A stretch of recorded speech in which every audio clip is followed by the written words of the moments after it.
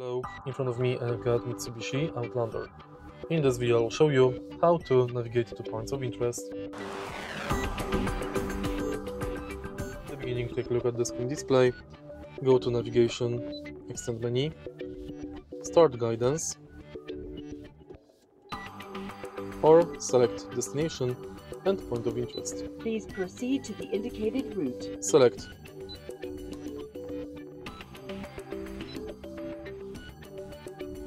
POI nearby, all POI, POI along the route, or POI along the street.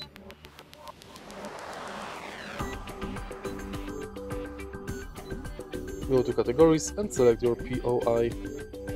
Let's select, for example, petrol station, all types,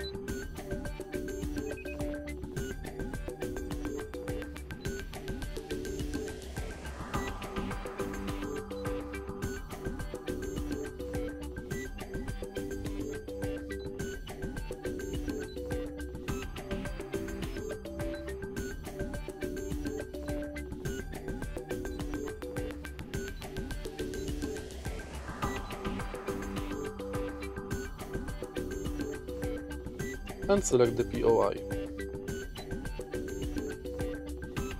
Start and it's done.